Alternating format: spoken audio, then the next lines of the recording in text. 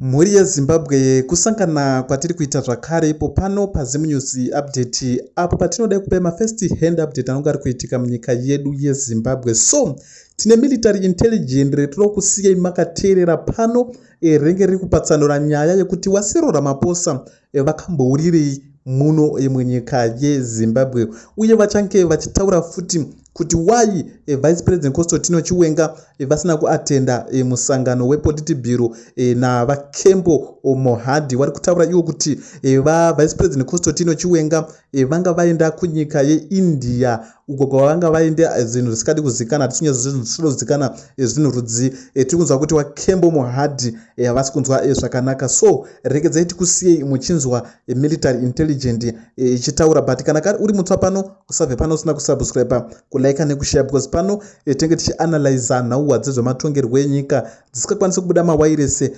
nematerevhizheni asi zvichitoitika muno munyika yeZimbabwe. Ndikutenda kwamakaita pano paZimu News update. So the Zimbabwean government could have compensated them financially, or they need to return the land. I don't think they've got the money. So what they'll do is they'll compensate them with the land. And a lot of those men and women who had those properties that were protected by BIPA agreements are Germans, Swiss, and they're Swiss bankers, they're German bankers, they're European bankers, and billionaires. Yeah.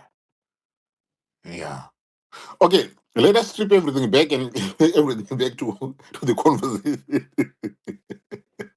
Right. So we saw at the Politburo meeting, the two vice presidents were not there. Yes. ED was flanked by Amudenda and Opa. What's up with that? Honestly speaking, I haven't gotten any internal information to confirm anything there.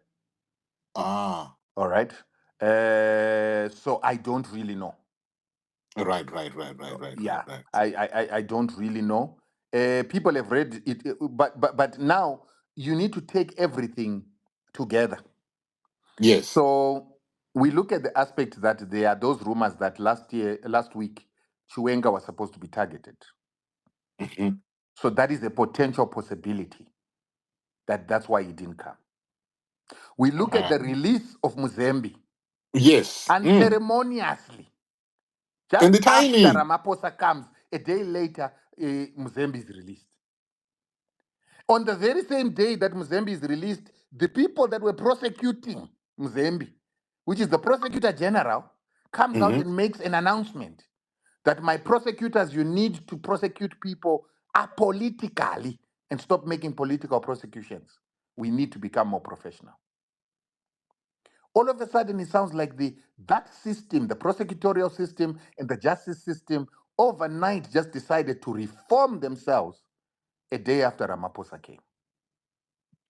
Now, someone would read into that and say, either a very big change is coming in future that is now making a lot of these officials not want to be on the wrong side.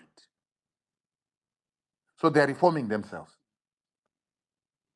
But that reform, it has to be all-encompassing because members of the opposition, they're languishing, are in prison, being 100%. being denied bail. 100%. But I think that the move that Muzembe was released, then the prosecutor general makes this statement, could be the beginning of those changes because it means some of those opposition members still have to go to court.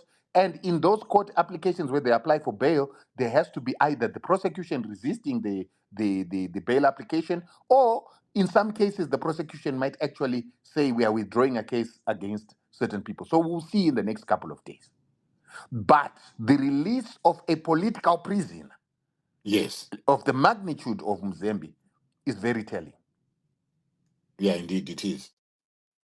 And again, we need to reiterate, it happened a day after Ramaphosa came. It happened a day after Jonathan Moyo went into mourning about the death of his baby.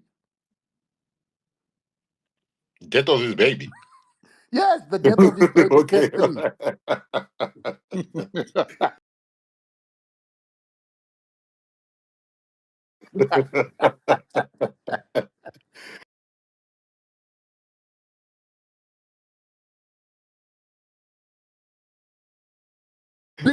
because Ramaphosa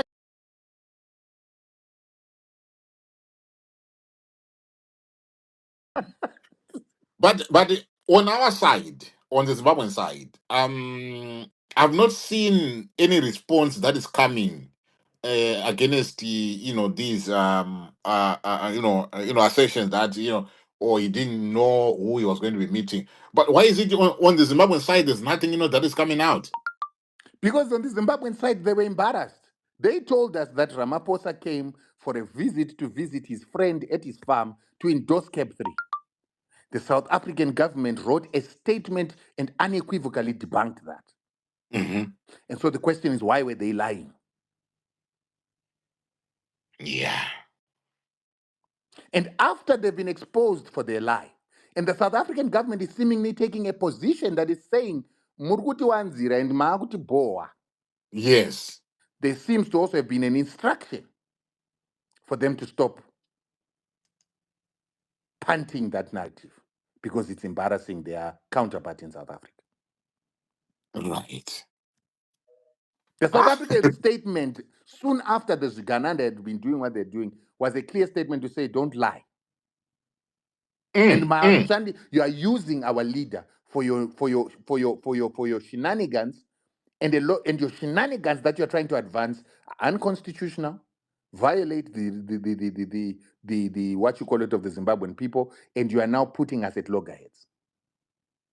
And now you need to remember that there are many leverages that Ramaphosa could have used in that meeting. Yes. He could have said, listen here, we've been renewing ZDP for the past 4 years. Hmm. We can cancel it tomorrow and start chasing your people tomorrow. We can Yes. double down on our efforts to deport illegal immigrants, because right now I think they're going to bring in 40,000 new Home Affairs officers. That's huge. And we'll begin to deport your people. We Wow. can let those people who are protesting raise the heat, and we'll turn our eye. Your people will come home. And those people, they are not, backing down. I saw a video of them in their thousands. But have you noticed they are not beating, they are not killing, Yes. they are not burning? Uh-huh. That's when you realize that there's military precision to this, and there are strict instructions that they've been given to undertake these protests. That's how we know, some of us know, that the government of South Africa is involved here. Yeah. No one has been killed. No one No has been one, burned. yes. All the Hmm. people you've been seeing being beaten by those guys are people from their own group who have been getting overexcited and starting to try to divide. Ah, okay, okay. Those overzealous, guys, there's one that are being beaten. Those are the ones that are being beaten. Yeah, so there's a, The guy there's you a saw being punched there was robbing a foreigner who was sitting on the ground. That's why he was beaten like that by those fists. but then, but just because they are known for that, one would assume that it was a foreigner, was being beaten. But No, now, no. yeah, It but was now it's now something else. it was one of the members of that Zulu group who had no, it was actually he wasn't part of that group, but he was. They were attacks that had happened before those guys got there, and then they started beating those guys who were attacking the foreigners. Right. Ru, do you want to ask him? Answer on a Ru Adaku Vodambunzo. Do you want to ask a question, please? I'll check the mic. Yes, Mascara say, guys, how's everyone? Hi, Rutendo. I Ruth. Yeah, so I wanted to ask because I want you to clarify just for, I mean, I'm always really curious in some of these things. You mentioned Mzembe, and this has come up a lot actually. I think yesterday this came up as well about Mzembe being released. And from your opinion, why do you think this is an crucial piece in the puzzle of everything that is going on? What's his significance, like when you're thinking about Mzembe's story in all this? Look, I raised this before, and I want you to grasp it. So let's go back and take it back to our culture. So in our culture, if you are a family member who abuses your wife, you are having small houses, you don't look after your kids, you beat your kids and wife, your relatives cannot visit you in the middle of the night and then you claim that they came to visit you because they like you so much. And your relatives cannot come and visit you just for a mere visit, because it embarrasses them when they seem to be endorsing your bad behavior. So the only reason they can come to see you is to modify your behavior, to reprimand you, or for a serious emergency that could force them to come. So Ramaphosa can't come to Zimbabwe to visit a Zanu PF that has been violating human rights by arresting people like Mzembe, denying them bail, beating and arresting opposition members who are opposing the bill.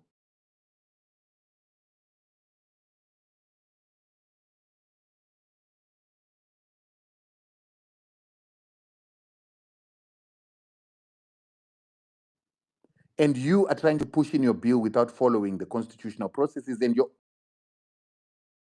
constitution and the value systems of his country. So there has to be a symbol of correction after Ramaphosa has come. So Ramaphosa will tell you, release Mzembe so that tomorrow after I've left, it seems like you have done something right to show that I did not come to be a bad influence. Modify your behavior to prove that I have not come to condone your bad behavior. Hence, you start hearing the prosecutor general making an announcement that we need to stop having political arrests or political prosecutions. So it was a symbol, a subtle symbol meant to be sent after Ramaphosa comes to communicate to the Zimbabwean people that Ramaphosa did not come to endorse bad behavior. He came to encourage good behavior and values that are similar to those of South Africa. So if you really try to look at it, Ramaphosa comes and there is an automatic and immediate change to behavior the next day. I mean, but what? But why Mozambique? Because there's been many arrests that have gone on. Why would they do that with Mozambique? And whilst I'm on that follow up question, another thing that I'm thinking here as well is then why bring Wicknell and Tagwere in the helicopter, especially when now he's trying to claim that, oh, I just came, no, you didn't just arrive, you were actually invited on the same helicopter that the head of state was on. Do you know what I mean? Some of these questions, Ru, I've answered in my video. And I think it's important for guys, when you want to engage in some of these discussions, let's research. Let's read material that is there. Let's watch the videos. Let's get knowledge. Oh, but Rutendo, you can't. I understand what you're saying, but there's so much content that's going out there. I did not see your video that it even existed. All right, So that's fine. So I, let I, me I let I me hear give you your an answer. position, but come on. So let me no, but it's important to research, Ru, because it's pointless for me to come and speak here when you guys listen, but you're not really listening. As you can hear, I have a 3-month-old. I'm not spending the whole All day right, like all right, all right. researching. Do you know what I Okay. mean? Like it's like, come on, don't All be right. like that. All right. But what I'm trying to say is, and this is a discussion I had with Jed, to say, Mhm. Jed, you've got change makers among you, but you have to support those change makers if you want the change to come through. Let's share each other's content. I'm not saying spend your whole day on social media, but there's some key people on your side that you guys need to be listening to for you to be able to advance the fight. Why do I say that? When Moyo posts, all Varakashi, everybody go, listen, share. And they continue to reshare his content to give it traction so that they advance their narrative and agenda. Tina, we need to do the same thing. We need to have key players. If you know that Jed is a key player, if you know that Change Radio is a key player, if you know Rutendo is a key player, go and listen to their stories so that you understand the narrative that you guys are supposed to continue to advance for the change we want. So I went and I explained that Ramaphosa came here with good intentions. His good intentions were to come and stop a potential catastrophe that would affect the entire region and his country as well. But when he gets to Zimbabwe, he's not in control.